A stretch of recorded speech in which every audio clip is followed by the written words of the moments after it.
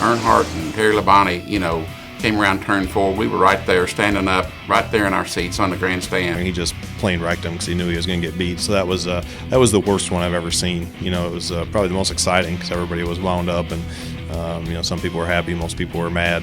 But man, that was a bad one. So that was about the worst one that I ever seen. I felt bad for Terry in that one because he had the race won the right way. Now, who would have thought? I mean, that was Dale Earnhardt. Everybody loved him, but it got pretty bad there for a while. You just heard this hush fall over the entire suite, and there was a silence, like, what's going to happen now? With an ooh.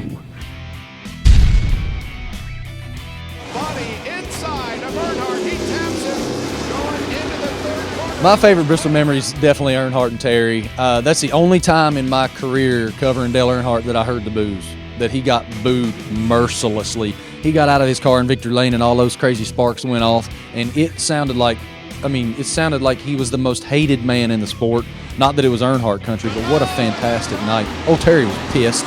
Terry was my teammate through those moments, and I remember how upset Terry was, and I knew how good of friends Dale and he were. They went hunting and fishing together, and those friendships are gone when you get on the racetrack and you're trying to win a race, which Dale proved in the closing laps. And whether or not Dale meant to wreck him or not, he probably meant to move him. In that case, he misjudged, and he did more than move him. And he won the race, of course, and Terry was left with a wrecked race car and not real happy about it. And I don't think I've ever heard Dale Earnhardt get booed in Victory Lane before then or after. When Dale took Labonte out, I had walked down to pit road, and I had gone down there in order to cover the end of the race. And I was down in the pit box of Richard Childress Racing and Dale Earnhardt. And I was standing down in the pit box, and the race ended. Of course, we didn't expect that was going to happen. And I remember Richard Childress came down from the pit box, and I was down in the pit area, and nothing came out of my mouth. I had my microphone, and he looked at me, and nothing came out of his mouth. We looked at each other for a second, and we both went. It was like the air had been sucked out of Bristol Motor Speedway and the words would not come out. I still remember, speechless, myself and Richard Childress at that moment.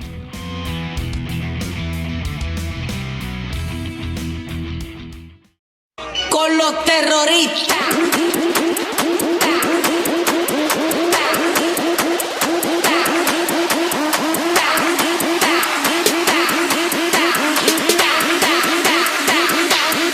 The Harlem Shake.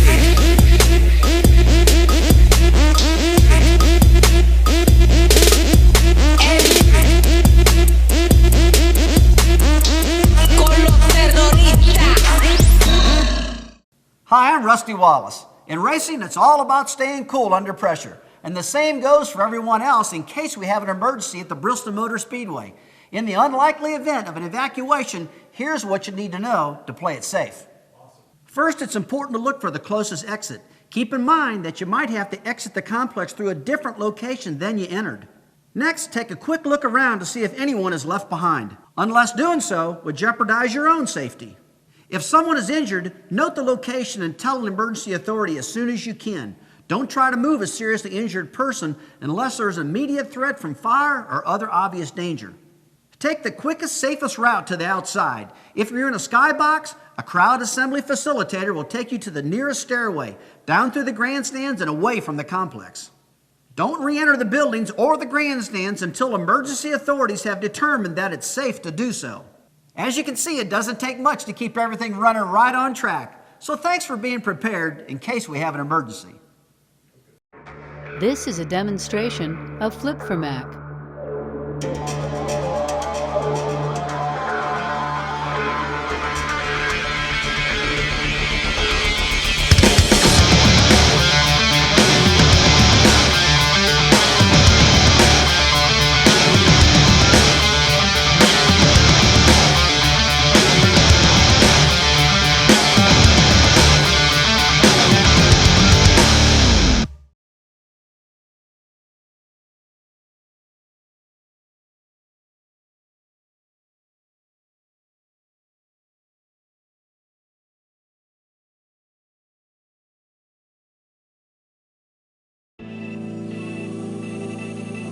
In 1961, Your grandfather was one of 20,000 to witness the harnessing of lightning in a bottle.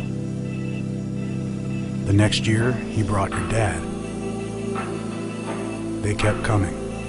So did everyone else. The day you were born, your dad planned your first visit. You kept coming. Everyone that knew your secret seemed to tell someone else.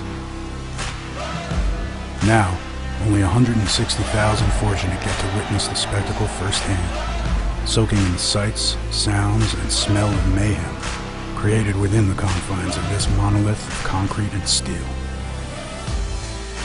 A half-mile bull ring where the best of man and machine collide twice a year to battle for the distinction of even reaching the finish.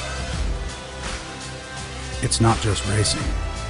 It's a perfect blend of clean mountain air, campfires, and cookouts, mixed with high-octane racing fuel and near-melting rubber.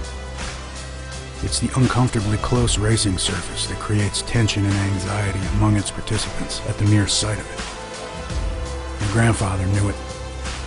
Your father knew it. Soon, your kids will know what you do. This isn't a race. This is Bristol.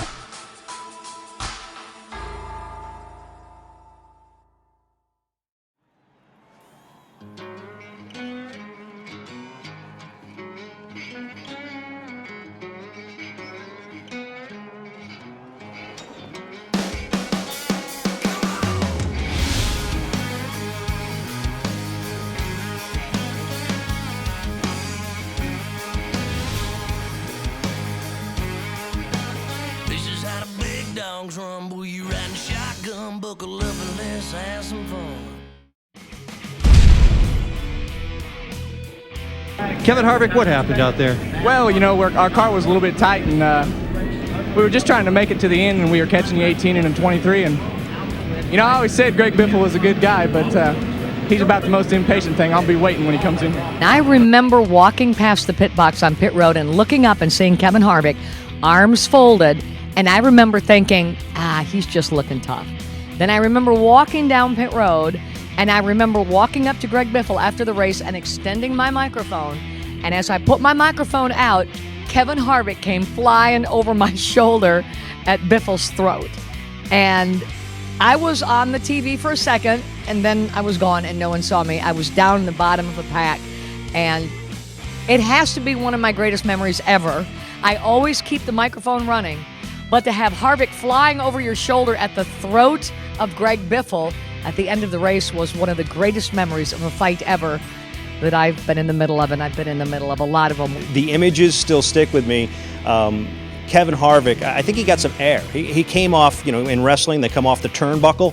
He came off the top of the car and kind of flew through the air and dove at Greg Biffle. It was an interesting moment, certainly one of those that you never forget. Kevin and Biffle, they got to rubbing real hard and bumping and kind of got to talking to each other after the race. So that got a little exciting. The fans loved that. Biffle knew that he couldn't fight back. I've had interviews with Biffle since then about the fact that he had been penalized and he knew that he had to stand there as Harvick went after him. So I remember that Biffle didn't reciprocate. He did not go back after Harvick because that would have really been a mess, but he didn't. He just stood there. I watched Kevin Harvick, after a nationwide race, do a Jimmy Superfly Snuka impersonation. And he ran off the hood. We're all standing around getting, hey, Kevin, what happened? Or Greg, what happened? And Kevin came off the hood of the car, literally came off the hood of the car like airborne. It was like a spider monkey. It was like he descended upon us, and it was tremendous. But it was like watching the old NWA Monday Nitro. I love that place. We love that place. We love you, Bristol.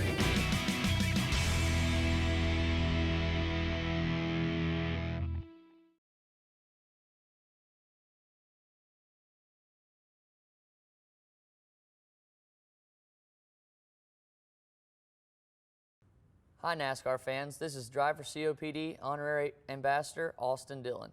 You all know my grandfather Richard Childress, but you don't know my grandfather Stan Dillon, whom we called Paul. We lost Paul this past year to COPD. That's chronic obstructive pulmonary disease, a lung disease that has no cure. But early diagnosis is the key to living with COPD. So get your friends and family to visit driveforcopd.org and take the 5-question screener. Then talk with your doctor. Take action today to breathe better tomorrow.